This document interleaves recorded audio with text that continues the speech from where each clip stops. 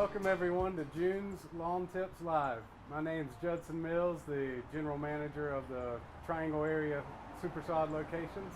We have two locations in the Triangle to better serve you, one of which is the State Farmers Market on Lake Wheeler Road in Raleigh, and then Highway 55 in Cary, right here at the Apex Cary border, where I'm currently located. In case you didn't know, Super-Sod is not full pallet and full truckload quantity only.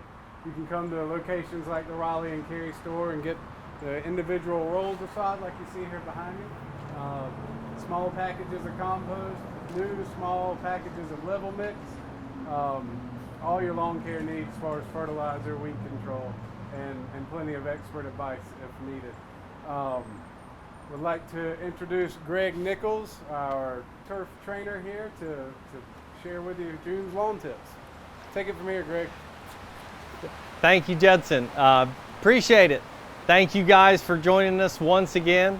I don't know if you can hear it in the background, but we have just encountered a little bit of rain. So we're thankful to have the rain in the landscape industry, but not necessarily thankful to have it during this time. So as you can see, we don't always know how the weather's going to turn out for us. So moving forward, just wanted to get started here. Again, come see the people down here at Cary. They've got a great facility. They've got even better people. Come join them. Come take a look at it. Their lawn, or your lawn, sorry, is their passion. It's all of ours. That's what we're doing, and that's what we're here for initially. So we've got a peacock running around as well. So come say hi to Mr. Feathers.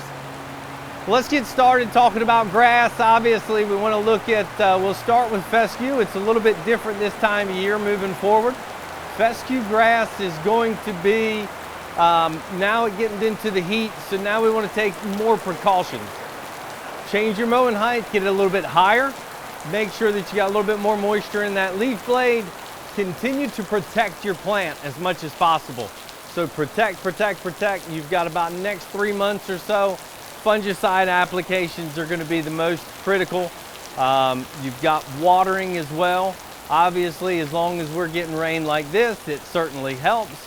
But under non-rain circumstances, we want to make sure that we're incorporating more than probably what's typical, which is about an inch or 2 inches on occasion. So be careful with your watering. Again, watering's crucial. Don't always think that 10-15 minutes is enough.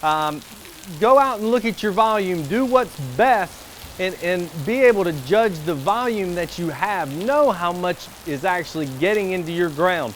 Everybody has different ways, different forms of watering their grass, whether it be in-ground irrigation, a temporary sprinkler, hand watering. 10 to 15 minutes is always going to change. 30, 45 minutes is always going to be a little bit different. That goes with new sod as well. So certainly take a look at our website. We definitely want to look at, have a look at Mr. Feathers. He's hanging out over here on our woods. So anyway, consider your watering and consider the necessarily need, especially going into the warmer months.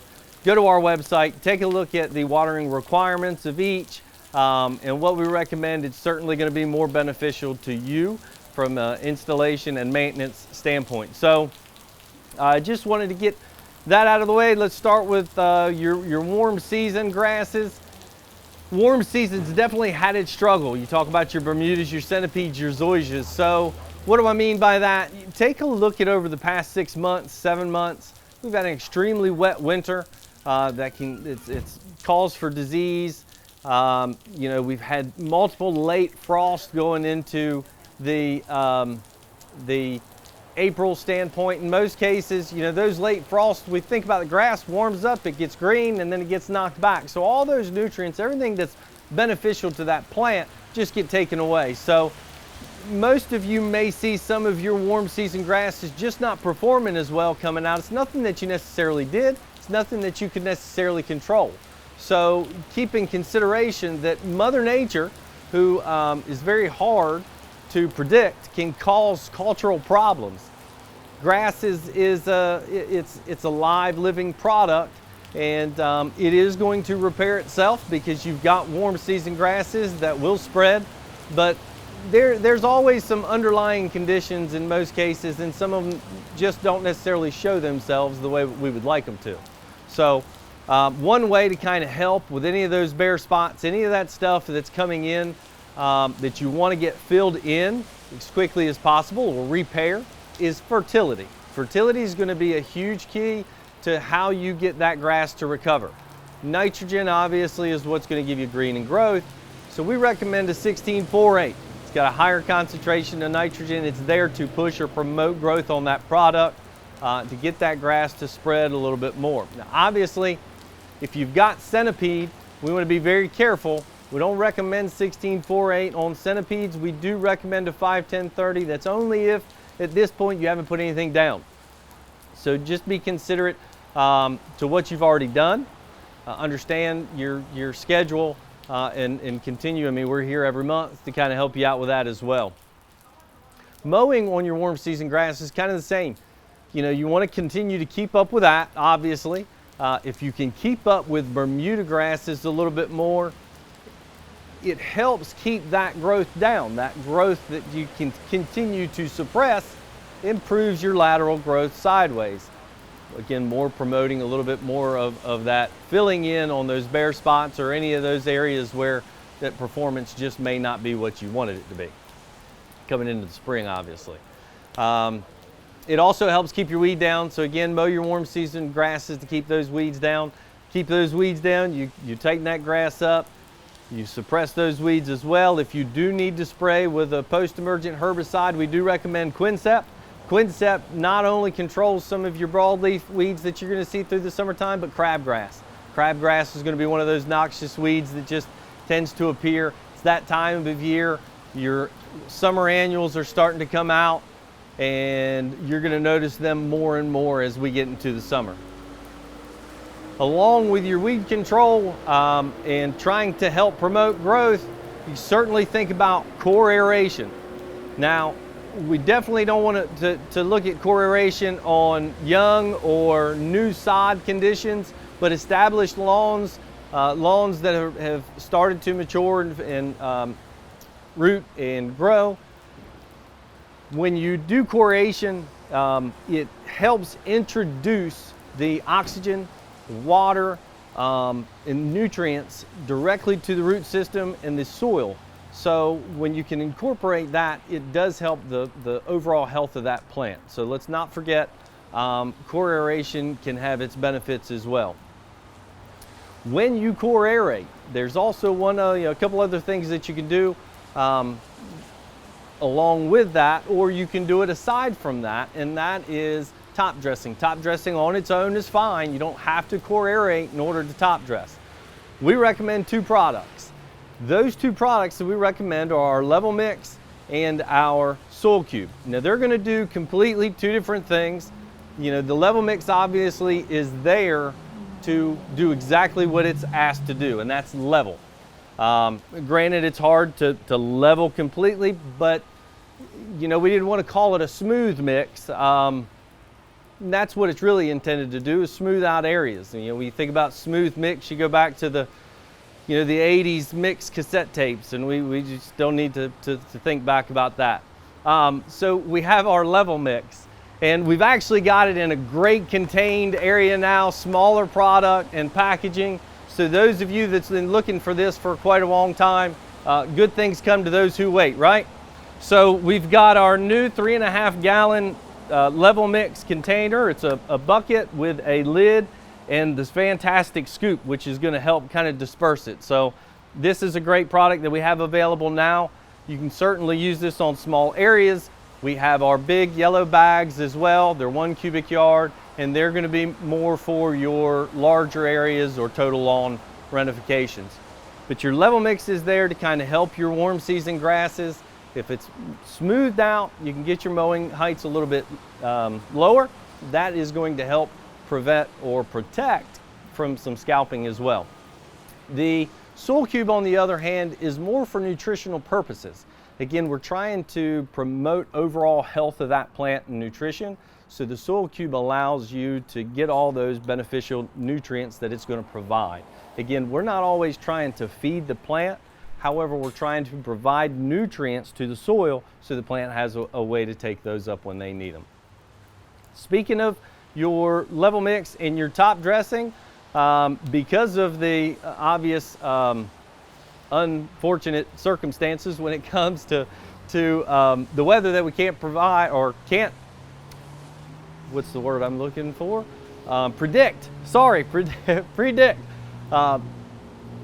We've kind of helped you out with a little video here and a little clip on instructional how to top dress a little bit and how easy it is. All right, so we're out here on a TIF-Tuff plot.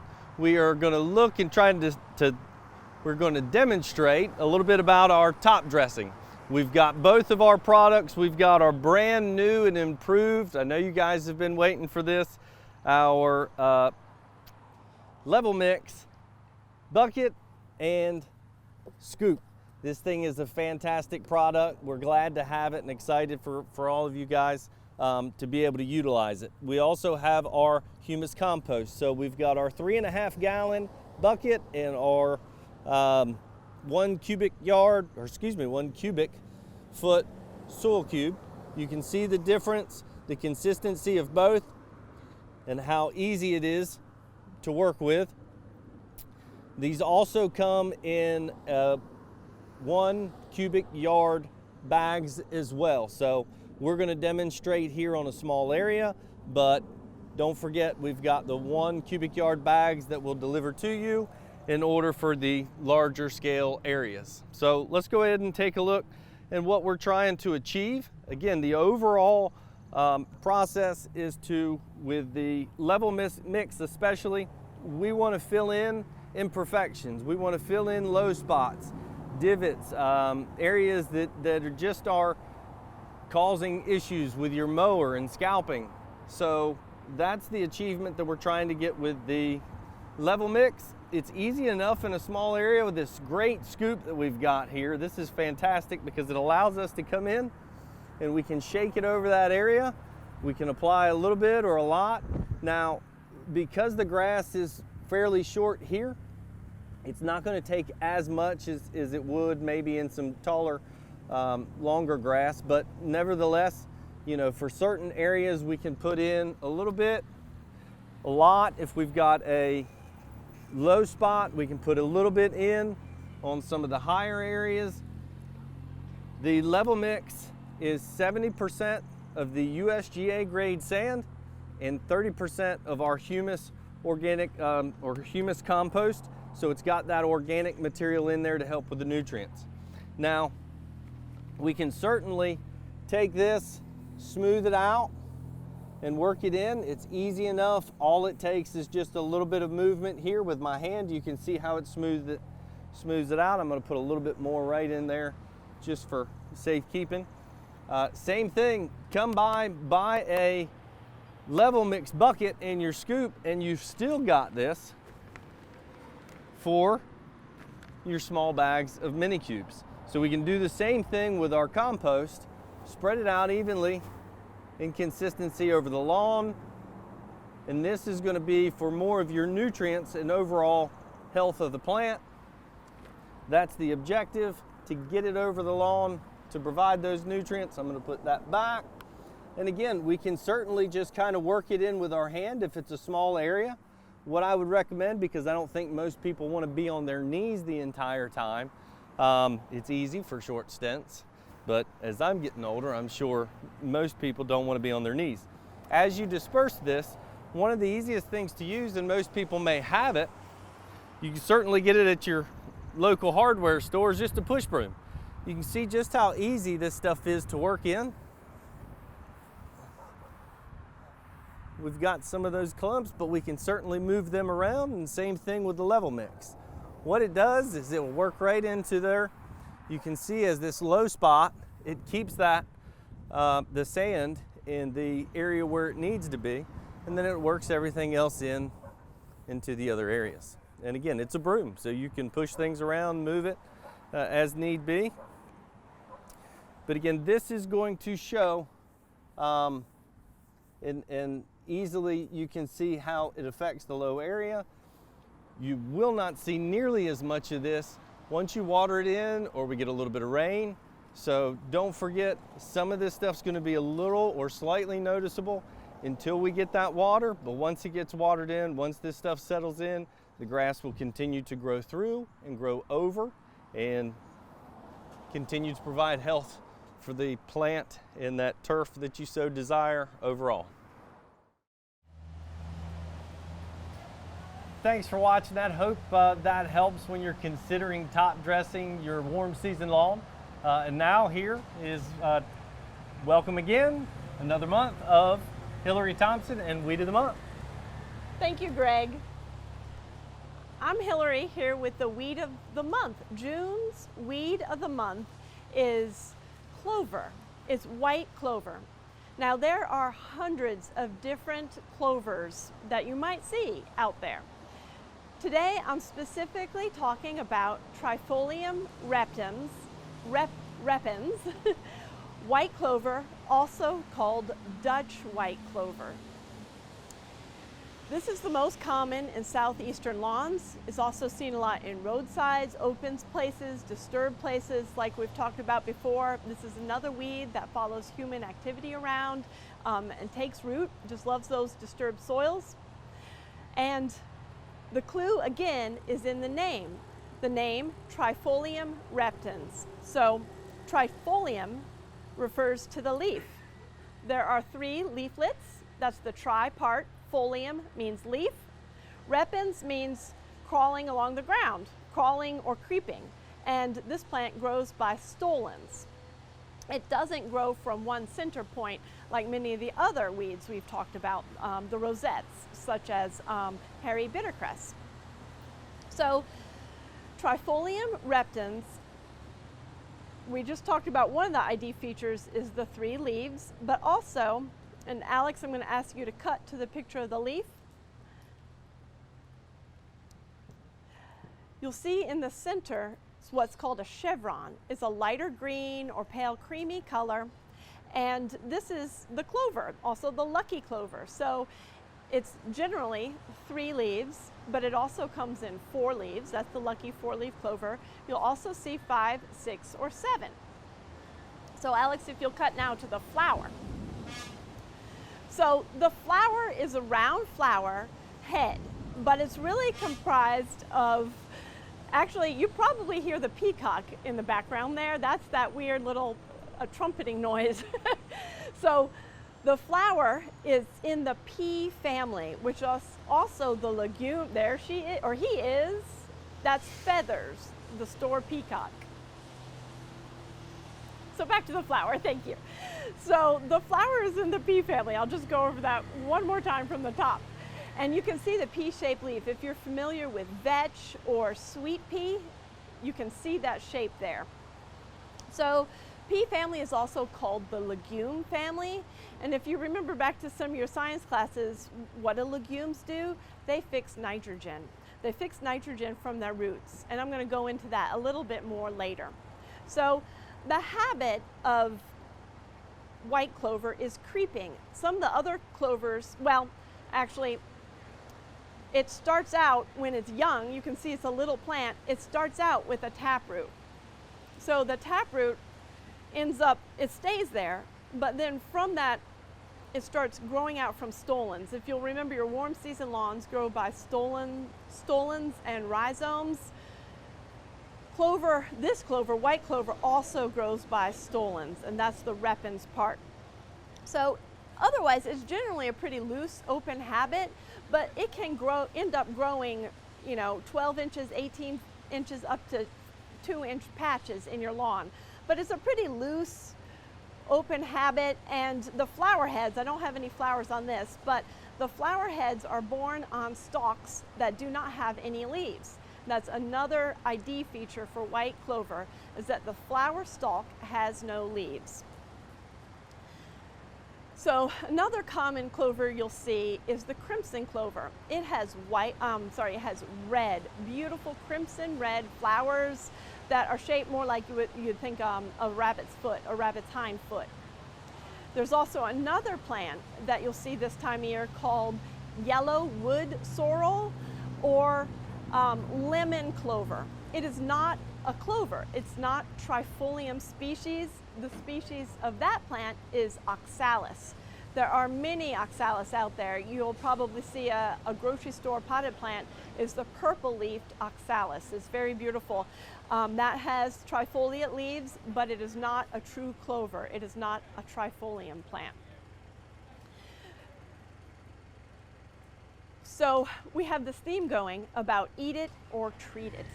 So I'm not going to eat this plant, but it is edible. The leaves are edible. The flowers are edible. I was reading you can put the flowers in salads, and even the seeds are edible. They're edible for humans. They're also edible for wildlife, such as rabbits. White clover is also a huge forage plant for livestock.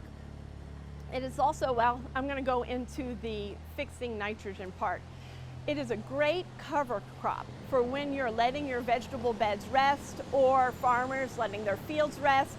They plant seed of white clover and they use it to restore the soil because it fixes nitrogen. And what does fixing nitrogen mean? It means that there is a bacteria that grows on the nodules of these roots, and it takes nitrogen from the air and it converts it and adds it to the soil. So it replenishes soil nitrogen. And when the plant is done growing and you're ready to plant your crop, it's best to mow it down and then you till it back into the soil. You don't clear it from the land. So that's another way to add nutrition back to the soil.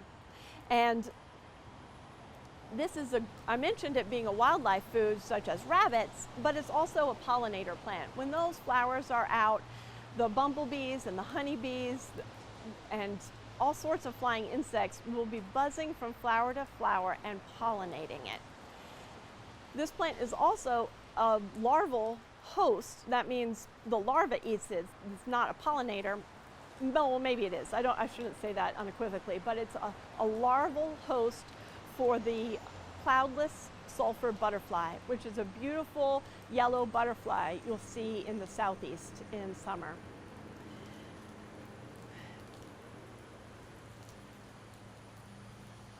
When you're wanting to get rid of this in your lawn, we have some eradication steps, and I myself dig this out of my lawn, but I wanted to tell you some of these neat beneficial things for you to consider when it's growing in some marginal areas or ditches outside of your home. Consider leaving it for the wildlife.